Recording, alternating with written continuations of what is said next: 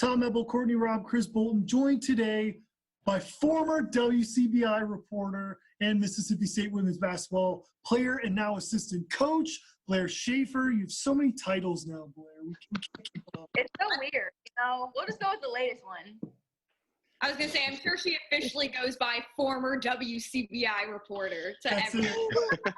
If you look back in the time machine, this was a week ago, 3 years ago, 2 years ago. You probably had some of the biggest, best, craziest days of your life with the NCAA tournament.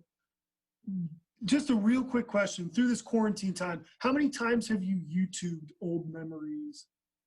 Well, I don't necessarily YouTube it. We use Synergy since, I'm on the staff now, so I have access to that.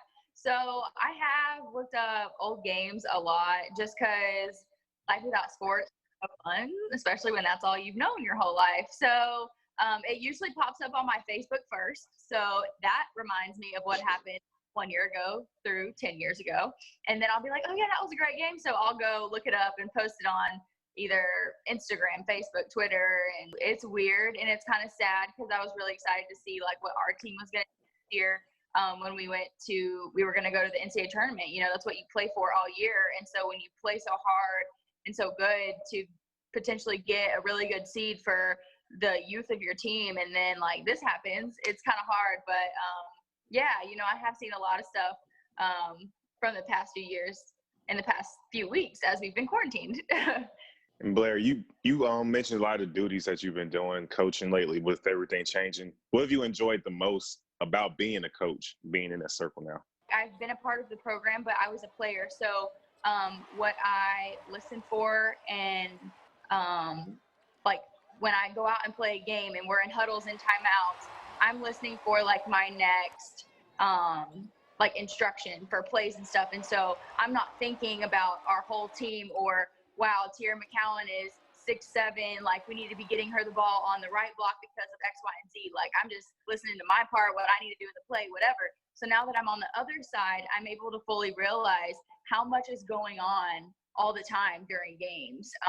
You're trying to put every single person on your team in the best position to be successful, which I am, I'm used to that. When I played with Roe was a lefty, I was a righty. So we had to put each other on the right side of the floor to where when we drove, we could use our strong hands. So now on the other side, I'm watching like my dad and Coach Harris and Coach Jackson and Lovato just brainstorm and huddles, but it's at a quick pace on like where certain people should be on the floor and why. And he has plays already in his mind ready for that. And he can draw it up on the board within like 5 seconds. And so for me, I'm just like trying to engage 24/7 to try and learn how to do that. They're going back to this being the 3 years since Morgan hit the shot against UConn.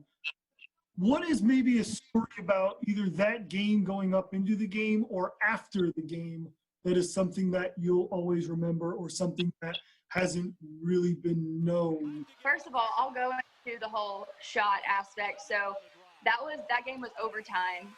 In regulation, Morgan went against Gabby Williams to drive it. So she went all the way to the rim and Gabby blocked it into the stands.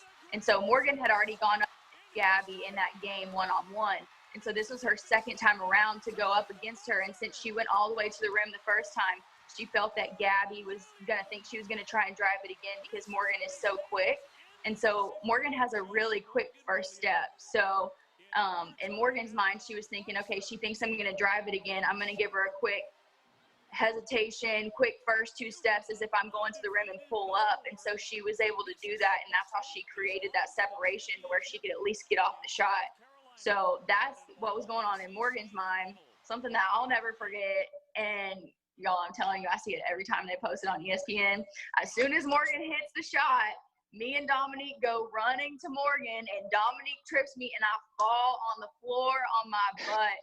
And in that like 2-second process, I had to either tell myself, I'm going to sit right here, and we're going to acknowledge the fact that I just fell in front of these thousands of people in this arena, and the fact that this will be on game film forever, or I can get right back up and be like, you know what, it's fine. We're just all really excited. So I took option 2 and I got right back up. But every time they replay the shot, doesn't matter what angle, you see me go back.